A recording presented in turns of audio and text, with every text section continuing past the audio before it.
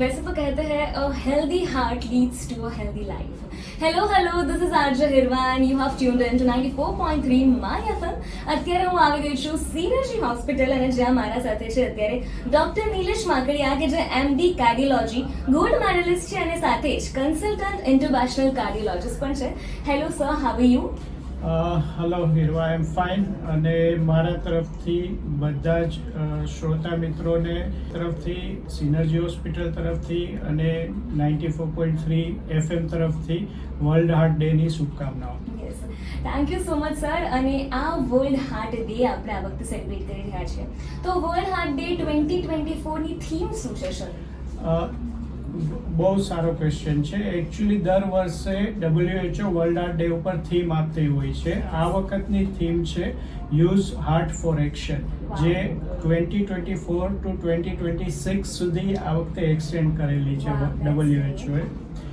Basically એનો એમ એ છે world heart day થીમનો કે આપણે આપણા હાર્ટને ઓળખીએ, use heart for the action, જે હાર્ટ માટે, હાર્ટ રોગ ના થાય એના માટે શું પ્રિવેન્શન કરવું, ધ્યાન રાખવું, લોકોમાં અવેરનેસ આવે કે હાર્ટ ડિઝીઝને શું છે અને એના માટે પ્રિવેન્શન માટે આપણે શું કરવું જોઈએ. અને મોર દેન દેટ એક બીજું આ વખતે ખાસ એ લોકોએ એડ કરેલું છે કે ઇવન ઓથોરિટીઝ અને નેશનલ લેવલે બી એ લોકો અવેર કરવા માગે છે કે નેશનલ કાર્ડિયોવાસ્ક્યુલર હેલ્થ પ્રોગ્રામ્સને બી આપણે પ્રમોટ કરીએ, જેથી કરીને જે નંબર 1 કિલર છે, ડેથ માટેનું નંબર 1 કારણ છે હાર્ટ ડિઝીઝીસ, એને આપણે બને એટલું પ્રિવેન્ટ કરી શકીએ. Definitely sir. અને સર અત્યારે after the corona actually heart ડિઝીઝમાં, હાર્ટ એટેક્સમાં સતત વધારો થઈ રહ્યો છે, તો એનું કારણ શું હોઈ શકે છે? હું એવું કહીશ કે એ કોરોના પછી નથી થઈ રહ્યું. અમે છેલ્લા ઓલમોસ્ટ 15 વર્ષથી જોઈ રહ્યા છીએ કે યંગ પેશન્ટ્સમાં હાર્ટ ડિઝીઝ વધારે અને વધારે નાની ઉંમરે આવી રહ્યા છે. જે પહેલાં 50s અને 60s નો રોગ કહેવાતો, એ હવે અમે 40s નો રોગ ગણવા માંડ્યા છીએ. તો એનું કારણ, મેઇન કારણ છે આપણી થોડી stressful life, lack of exercise, junk ફૂડ્સનો ખૂબ જ વધારો થઈ ગયો છે. આપણે જોઈએ આજુબાજુમાં આપણા ફૂડમાં જે ચીઝ છે, ઓઇલી ફૂડ છે, બહારનું ખાવાનું, એ બધું ઘણું વધી ગયું છે. એ ઉપરાંત ડાયાબિટીસ બી આપણે વધી રહ્યું છે, જે આપણે ઇનડાયરેક્ટલી હાર્ટ ડિઝીઝને વધારે છે. અને lake of exercise. Yes definitely sir. અને સાથે જ આપણે હાર્ટ ડિઝીઝ ન થાય એના માટે શું કાળજી રાખવી જોઈએ? હાર્ટ ડિઝીઝ ના થાય એના માટે આપણે જે કહીએ prevention is always better. Okay, તો એના માટે આપણે રેગ્યુલર એક્સરસાઇઝ, ખાવા પીવાની પરેજી, આપણે કોઈ રિસ્ક ફેક્ટર્સ, જે heart disease related risk factors હોય, જેવા કે બ્લડ પ્રેશર, ડાયાબિટીસ, કોલેસ્ટ્રોલનો પ્રોબ્લેમ, એ બધું હોય તો એનું રેગ્યુલર ચેકઅપ કરી અને એને કંટ્રોલમાં રાખવું જોઈએ. વ્યસનોથી દૂર રહેવું જોઈએ. જે આજની જનરેશનમાં જે ટોબેકો, સ્મોકિંગનું વ્યસન છે, એ બી હાર્ટ ડિઝીઝમાં વધારો કરે છે. અને બેઠાડું જીવન એ અવોઇડ કરવું જોઈએ.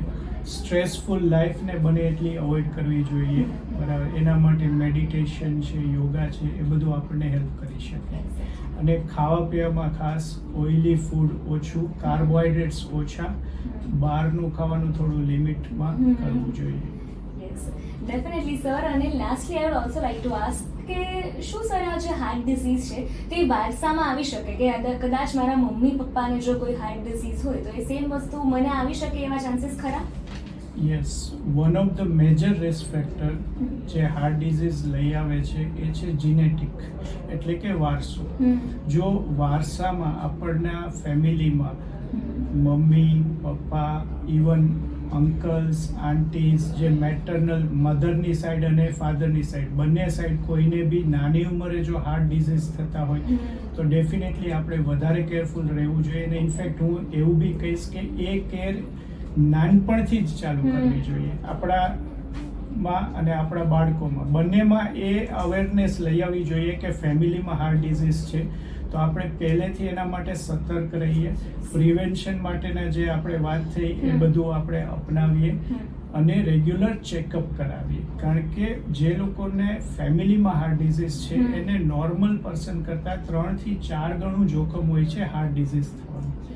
એટલા માટે એ ખાસ ધ્યાન રાખવું જરૂરી છે. Yes sir, thank you so much sir. અને એક નાનો એવો મેસેજ આજે હાર્ટ ડે ઉપર તમે બધા લિસનર્સને શું આપીશો?